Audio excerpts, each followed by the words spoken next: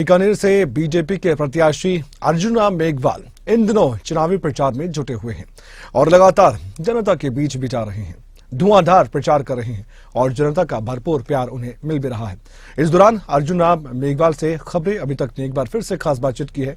क्या कुछ कहना था इलेक्शन को लेकर, आइए जानते हैं। नमस्कार, खबरें भी तक देख रहे हैं आप। मैं आपके साथ मुमताज खान और एक बार फिर से मेरे साथ मौजूद हैं देश के केंद्रीय मंत्री अर्जुन राम मेघवाल जी। बीकानेर संसदीय सीट से बीजेपी के उम्मीदवार भी हैं। आइए फिर एक बार आपको रूबरू कराते हैं उनसे। मेघवाल साहब, बहुत स्वागत है आपका खबरें अभी तक पर। चुनाव प्रचार कैसा चल रहा है आपका? देखिए, शानदार चुनाव प्रचार भारतीय जनता पार्टी का बीकानेर में चल रहा है।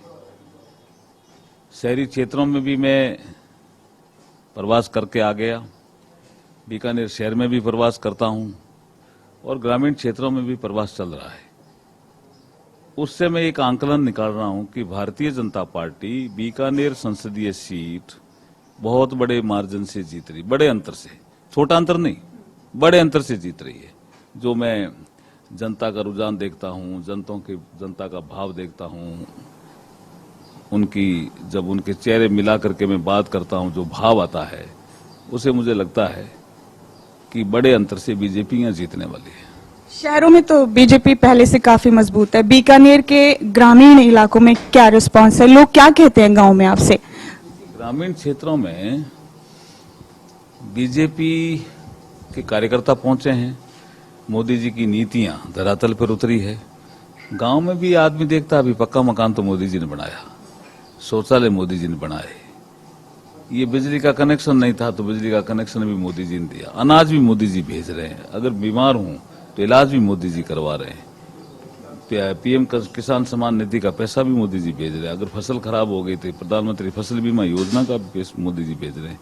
इतने काम जब कर रहे हैं तो ग्रामीण क्षेत्र में भी उनको एम्पावरमेंट महसूस हो रहा है। जी, आप मकान बना और मकान घर की जो महिला है उसके नाम हो गया तो मकान हुआ सशक्तिकरण के, मेरा भी मकान है पक्का, और वो जैसे ही महिला के नाम हुआ तो महिला सशक्तिकरण भी होगा। ये जो नीचे धरातल पे योजनाएं उतरी है ना, उनका सकारात्मक असर है। आप जाकर के देखो, इंटरव्यू ले, पता लगेगा। सियासत के मैदान में मेघवाल साहब, कभी कोई किसी पे भारी पड़ जाता है, कभी कोई किसी पे। कांग्रेस ने अपने सभी उम्मीदवार अभी तक घोषित नहीं किए थे, लेकिन मैनिफेस्टो ले आई, अपना घोषणा पत्र ले आई। आपका कब तक आएगा? क्या है जी उनका घोषणा पत्र?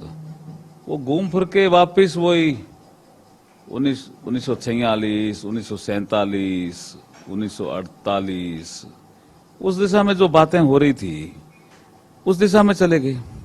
अब इस समय अपीसमेंट की पॉलिसी चलती है क्या? प्रधानमंत्री नरेंद्र मोदी जी का कहना है कि तुष्टीकरण नहीं, संतुष्टीकरण का जमाना है। आपको टाइम बदलना पड़ेगा ना। सबका संतुष्ट हम कैसे करें, सब वर्गों को संतुष्ट कैसे करें? संतुष्टीकरण आपके होल ऑफ गवर्नमेंट अप्रोच को दर्शाता है और एक कॉम्प्रिहेंसिव अप्रोच को दर्शाता है। सर, बीजेपी मैनिफेस्टो कमेटी के आप मेंबर भी हैं, इतना वक्त क्यों लग रहा है? तो चुनाव बिल्कुल सर पर है।